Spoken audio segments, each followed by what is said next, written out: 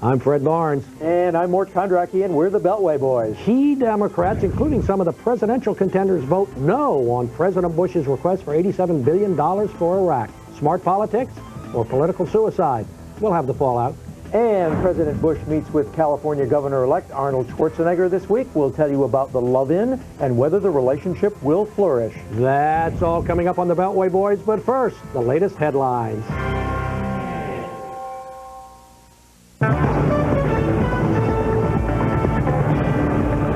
Hello everyone, I'm Carol Iavana. President Bush, who's in Bangkok for a meeting with Asian Pacific leaders, is also bringing some major military news to Thailand. The president is expected to name that country a major non-NATO ally. That means the U.S. will give Thailand more top-of-the-line military equipment.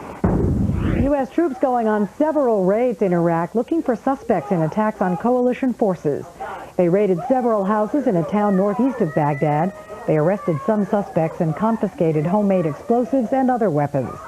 Some of the arrests were in connection with an attack on a local police station. Democratic presidential hopeful Wesley Clark is caught on camera praising President Bush. I tremendously admire, and I think we all should, the great work done by our Commander-in-Chief, our President George Bush, and the men and women of the United States Armed Forces.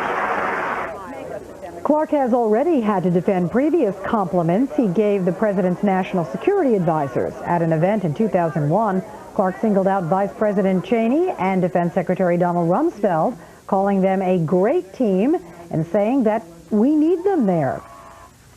A longtime California liberal Democrat admits he voted for Arnold Schwarzenegger in the California governor's recall election. Attorney General Bill Lockyer said it was the first time he'd ever voted for a Republican. Lockyer said he didn't vote for fellow Democrat Lieutenant Governor Cruz Bustamante because he knows the politicians who work hard and the ones who don't. The Pope is ready to send Mother Teresa on the path to sainthood. In a few hours, he will beatify the late nun during a ceremony at the Vatican. The Pope put Mother Teresa on a fast track to sainthood right after her death in 1997. The Catholic Church usually waits 5 years before starting the process. Beltway Boys, next.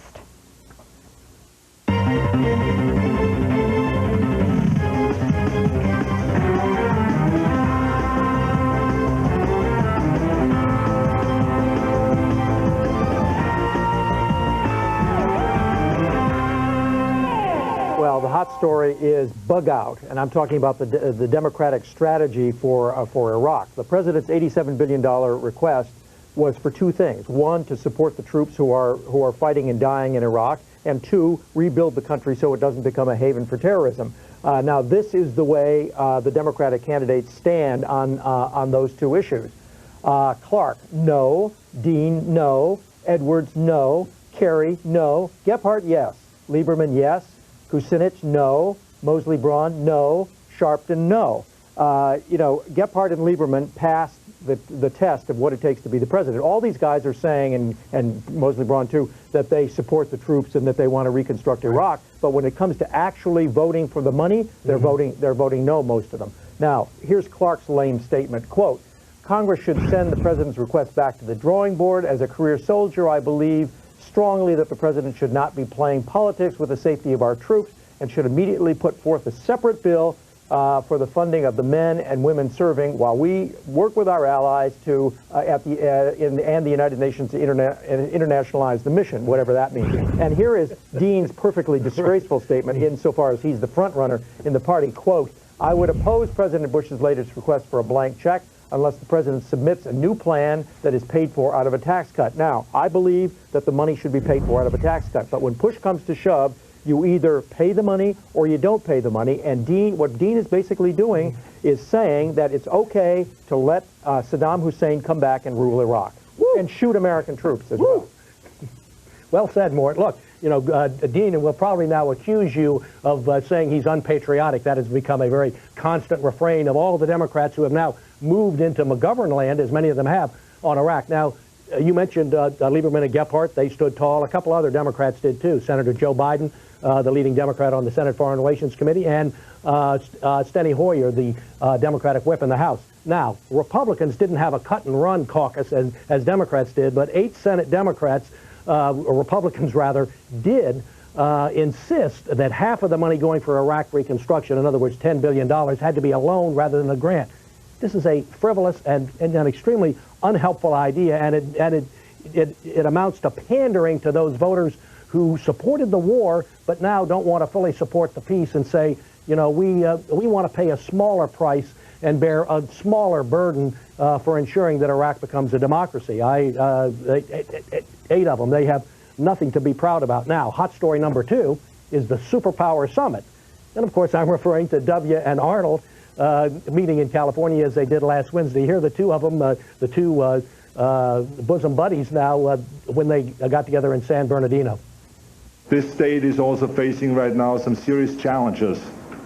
But after speaking with the President this morning at great length about the problems of California, I can tell you one thing, that there is no greater ally that this golden state has in Washington than our President. I was able to reflect upon how much we have in common. We both married well. Some accuse us both of not being able to speak the language. We both have big biceps. Well, 2 out of 3 isn't bad. We both love our country. You can think of many movie allusions, twins or whatever you could think of. But look, I think something good is going to come out of this relationship between President Bush and Governor-elect Schwarzenegger. Bush has a lot to offer Schwarzenegger, not a lot of money, but he can certainly help him out on illegal immigration and other things. And Schwarzenegger can offer a lot of help to Bush by being a socially liberal Republican moderate. He makes such people in California feel a lot more comfortable being in the Republican Party than might possibly vote for Bush in 2004. California, Mort, is now competitive. Oh, of course it is competitive. You're dreaming. No, I'm not dreaming at all. And the truth is, they don't have to be spiritual and ideological brethren completely to work out a very productive relationship. You watch, it's going to happen. Look, you're dreaming. First, Bush, in order to give any money to Arnold Schwarzenegger, would have to give it to all the states, and he has specifically said that he's not going to do that. He's very stingy when it comes to the states. Secondly, the voters of California know that George Bush is not like Arnold Schwarzenegger. He's not pro-choice. He's not pro-gay. He's not pro-gun. They know that he's a conservative, that this compassionate conservatism that he put on in 2000 was nothing but a Halloween costume. Yeah. They're not going to vote for him. They're going to reject him just the way they did in 2000. Mort, there are much bigger issues than abortion and gun control and so on but in Bush California. Could overturn Roe v. Wade, whereas Schwarzenegger has nothing to do with it. All right, can I go to the ups and downs? Please, with your permission? Thanks. Secretary of State Colin Powell, 1 week after threatening to pull the plug on a U.S. resolution on Iraq, Powell pulls out a huge diplomatic victory at the UN Security Council. Germany, France, Russia, even Syria voted yes on a U.S. resolution aimed at getting more troops and money for Iraq. Here's Powell Thursday after the vote. There will be new disagreements, and it is not as if everything is behind us, but I think the major disagreements of the early part of the year to go to war, not to go to war, that's over. Now that's dreaming. No, it was good that we got this UN resolution, and especially it's good because it undercuts some of the opposition at home that Bush faces toward his Iraq policy. The statement, that we don't have allies on board, we haven't gone to the UN. But, France, Germany, and Russia are not going to give us a penny. They're not going to send one troop. India and Pakistan aren't going to send any troops. And the next time the French have an opportunity to screw us at the UN, they will take it. Yeah, of course, you're right on all counts. And Americans, my advice to the American public is get over it. Get over the idea that we're going to get a lot of help in Iraq from other countries. Get a little, but not much. Now, I happen to think that what America is doing in Iraq is one of the greatest things and most honorable things that this country has ever done anywhere in the world. But we're not going to get much help from others in turning Iraq from a murderous dictatorship into a free market democracy. That's what's going to happen. Up the economy, it seems to be finally pulling out of the doldrums. 10 out of 12 Federal Reserve districts this week reported bullish growth in September and early October. And check out these latest economic indicators. Positive growth in gross domestic product, housing sales, consumer spending, industrial production, retail sales, and 50,000 jobs were added to the rolls last month. Well, a lot of good things have happened. You didn't mention the drop in jobless claims. You didn't mention the rapid rise in capital investment. Mort, the truth is the economic recovery is already here. You should recognize, as I don't think you do, that the tax cuts are already working. Their incentives, the stimulus is out there. Economists are quickly ratcheting up their projections of growth, not only for next year, but for the rest of this year. The Federal Reserve has a study predicting 300,000 jobs being created every month in 2004. That's a whopping change in what we have now.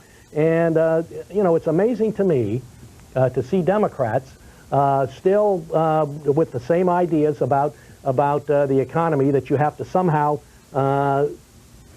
raise taxes in order to get the economy going again. That's ridiculous. The economic recovery requires tax cuts. Now, I forgot to mention, Bush's approval rating is also doing better as a result of this. You can see he jumped a couple of points. I think he's back on the rise again, and that's important. Okay, look, this is all very good news for Bush, but what's important is that he avoid the fate of his father. He's got to go bypass the media, which you remember told the country while there was an improvement in the Bush 1 economy that we were still in the middle of a recession. Yeah. He's got to get the word out, and he has so far 2.7 million jobs lost on his watch. Yeah. That's got to come way down in order for him to be assured of election. Yeah, more, trust me, it will. Down, the national media. President Bush shows his displeasure over what he sees as the national media's overly negative coverage of Iraq by granting exclusive interviews to 5 regional broadcasting companies this week. Here's President Bush explaining the shift in strategy in an interview with Hearst Argyle Television.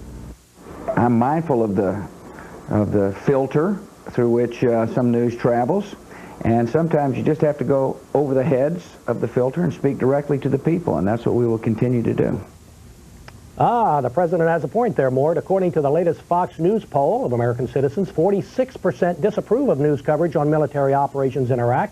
60% in the poll say it focuses too much on negative developments, which in fact it does. Right. Well, you know, the president is having some effect. David Weston, who's the president of ABC News, which is the most negative of all the networks, has decided that they're going to form a partnership with Time Magazine, also a big naysayer, to actually go find out what's happening to ordinary Iraqis. Right. One of the criticisms which you make every week is that the Bush administration, and correctly, that the Bush administration has done a poor job of publicizing the progress that's being made in post-war Iraq. On the other hand, that doesn't excuse the news media.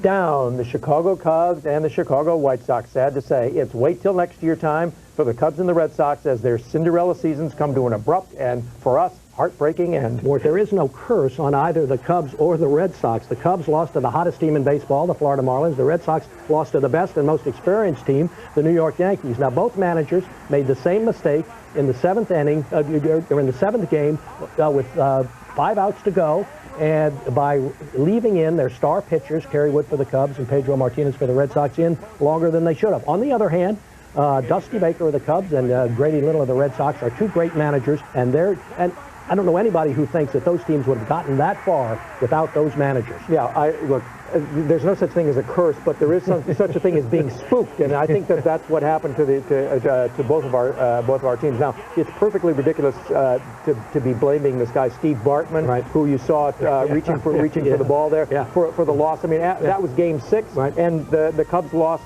Game 7 too. Coming up, the new kid on the block, General Wesley Clark, makes his first trip to New Hampshire this next week. Coming up on the tip sheet.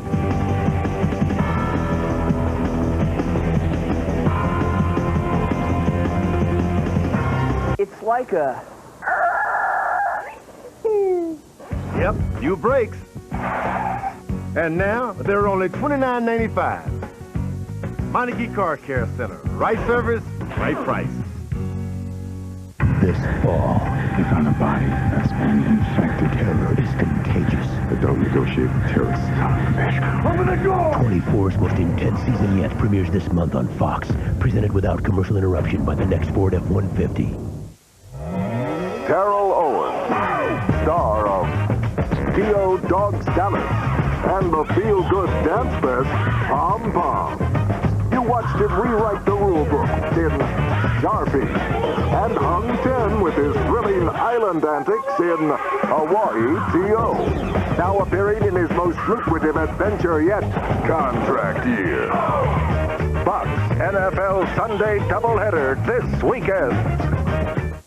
Next week, a sexy American cowboy with a fake American fortune is going to take the women of Europe for a little ride. He's estimated to be worth about $80 million. Would Fox lie to a group of innocent foreign women who've never heard of Joe Millionaire? Oh, wee. Now to the best part, he's rich. The next Joe Millionaire, an international affair. Next week on Fox. Speed Channel just made your weeknights a whole lot faster. NASCAR TV, the world of NASCAR, weeknights 6 to 8 and all night Friday. Autofocus, different shows each night where the cars are the stars. Wind Tunnel, Dave, motorsports newsmakers, and you. Racing, adrenaline junkies, strap in. Whatever you're into, it's all about speed. Welcome back to the Beltway Boys. Fred, both of our teams are out, and I meant the Red Sox, of course, not the White Sox. So it looks like the World Series won't come between us this year. However, the tip sheet keeps us in healthy competition every week, so it's your turn this time. Item 1, President Bush is on his way to Thailand for the APEC Economic Conference. Other stops, Indonesia, the Philippines, Singapore, and Australia. You know what, I'm kind of worried about this APEC meeting because I'm afraid the president will go there and try to talk down the dollar again, so it'll be weaker against other currencies, particularly Asian currencies. I think that's exactly the wrong policy for him to follow. I think he's getting bad monetary policy advice. Well, I think he should talk up the Chinese and Japanese currencies, which are artificially low in order to compete with our exports. Yeah, you're wrong. Okay, item 2. Secretary of State Colin Powell will attend an international donors conference in Madrid. With the UN resolution now, he has a better chance of raising something like $10 billion rather than the $1 billion it looked like he'd get before. Well, still not much. Item 3, next week, Democratic presidential candidate Wesley Clark will make his first trip to New Hampshire as a presidential candidate and deliver a speech on the economy. And it's going to be very pedestrian. He's adopted the idea that the government knows better how to boost the economy than investors or consumers or entrepreneurs. He's no economic genius. Well, at least he doesn't want to get rid of all of Bush's tax cuts, those for the middle class, like some of the other candidates do, including Dean. Item 4, former presidential candidate Democratic Senator Bob Graham of Florida is expected to make a decision about his Senate campaign by next week. You know, he's a decent guy, and he's allowed other Democrats to come out and start Senate campaigns, raise money, and so on. Peter Deutsch, the congressman, is one of them. I think he will not upset them and will retire. Still the likely Veep candidate for the Democrats. Item 5, the second of 2 debates hosted by the Congressional Black Caucus and the Fox News Channel will be held Sunday, October 26th at 8 p.m. Yeah, I think the Democrats, candidates will pound Wesley Clark again and Howard Dean. But I want to hear the questioners ask about reparations and see the candidates wiggle on that. They'll all be against it except for Sharpton. Coming up, our first installment of the Beltway Boys Rising Star series in Congress. Stay there.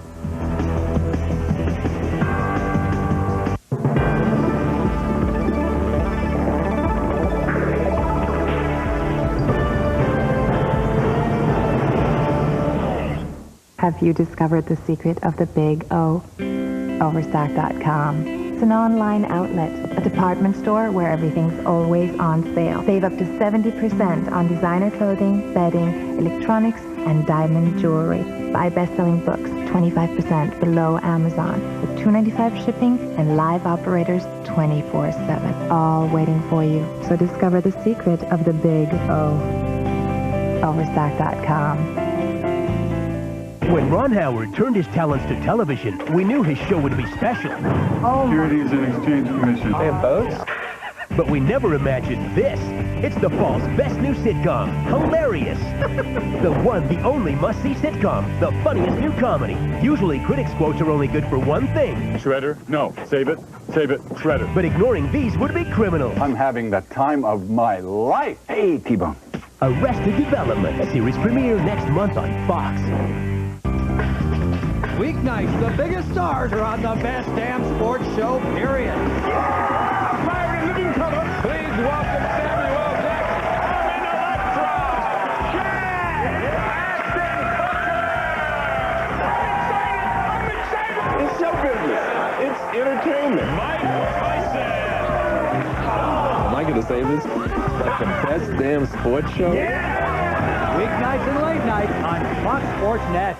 Now you can stop smoking for free. As a special limited time offer, before Easy Quit goes on sale at your local retailer, you can stop smoking in just 7 days for free. Introducing Easy Quit, the natural stop smoking system that helps you stamp out nicotine cravings. Why pay up to $150 for other products, patches, gum, and expensive prescriptions when you can stop smoking in just 7 days for free with Easy Quit? With Easy Quit, I quit smoking in 7 days, and I feel great. I recommend Easy Quit because it's safe, it's effective. Because Easy Quit is natural, you won't have to worry about side effects like weight gain, nervousness, or insomnia. Do it for your family. And most importantly, do it for yourself. Because now you can quit smoking in just 7 days. So call right now to get the complete Easy Quit Stop Smoking System. A $159 value, absolutely free. We'll also send you a 3-month supply of Easy Lung to help you on your way to a healthier, smoke-free life. The complete Easy Quit system is well over a $200 value, but it's yours absolutely free with this limited time offer. Call now.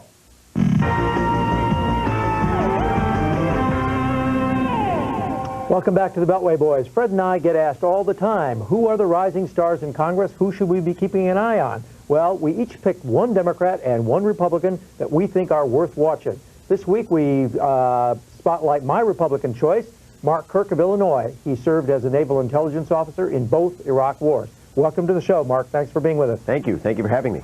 Now, the national polls indicate that this $87 billion for Iraq and Afghanistan was unpopular around the country. Was this a tough vote for you to vote for it? It wasn't. I think the Marshall Plan was also unpopular at the beginning. But the question President Truman asked is, how much would we spend to not have World War III and not send a third generation of Americans to the killing fields of Europe?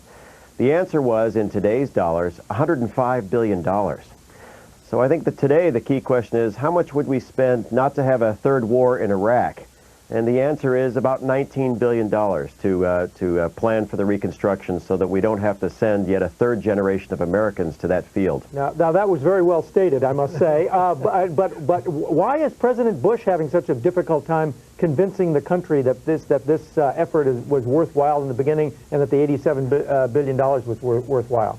Foreign assistance is always highly controversial because it's not spent in any congressional district. When you look at this bill, $67 billion of it was for direct military operations, and $20 billion of it was for foreign assistance. And I really look at it in two ways. The $67 billion was for the immediate protection of our troops, armored vehicles, personnel vests, and all the support. And the $20 billion is the road to the way home and the real protection of our troops. Once Iraq is at peace with its neighbors, with a new reconstructed government, our troop reductions will be substantial, and that's the real way to protect our men and women in uniform. Congressman Kirk, you were first elected in 2000 from a fairly wealthy Republican-leaning district north of Chicago. One, why did you run for Congress? Why did you want to be in Congress? And what's your major goal as being a member of the House of Representatives? My number one goal when I was elected during the peacetime of 2000 was to focus on protecting the environment, such as Lake Michigan, and education. I have Don Rumsfeld's old congressional district, and it's home to the best educated zip code in America. But on September 11th, all of that changed, and my background as a Naval Reserve intelligence officer and member of the intelligence community, someone who was detailed to the CIA for a number of years, came into play. And so I think the key mission is now the fundamental mission of our federal government, the protection of the country. Are you comfortable in a Republican Party that's a lot more conservative than you are on social issues, in particular, things like abortion and guns? We always think of the Republican Party as a broad tent. The vast majority of the American people are in the middle. My constituents are fiscal conservatives and social moderates. When we look to the election of Governor Schwarzenegger, for example, we see what a Republican moderate can do in a state which previously had been seen as a Democratic stronghold. Now, let me go back to the $87 billion vote. The Democrats on final passage voted 118 to 83 against it, and they voted even more lopsidedly on a motion to recommit. Do you think that that's going to at all hurt them in the next election? I think especially for the Democrats running for president, those candidates who are against this reconstruction package have a fatally wounded campaign strategy, which does not support the national security of the United States or the final rebuilding of Iraq and bringing home of our troops. And for those Democratic candidates that supported the package, they are following in the John Kennedy mold of being strong on national security and therefore being worthy of consideration, at least, for national office. Congressman Kirk, if you could change one of President Bush's policies, which would that be? I would look to the future in my own area of the Great Lakes. We suffer from a rising mercury pollution in our ecosystem there. That comes from coal-burning power plants that right now do not have the pollution control technology that an average municipal incinerator has to have. And one change I would make, and one that I've been working with the President on very closely, is a greater focus on that source of pollution and the Great Lakes in general. This is something that Congressman Tommy Reynolds and I have been focusing on, and my hope is in the springtime we'll have presidential action on that issue. Now, Illinois is now a Democratic state for all practical purposes in national elections and statewide elections as well. I mean, is there any, what has to happen to turn that around?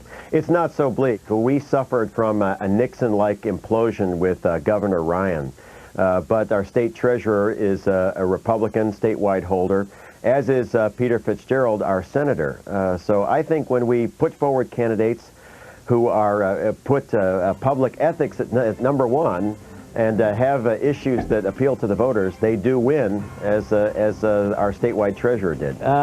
In conclusion, Congressman, maybe you could give me a one-word answer on this. Are you thinking at some time in the future of running for the Senate? I am happy to be in the Congress, and I got a lot of work to do. All right, thanks, Congressman. Thank you. When we return, Mort and I will have all the latest buzz.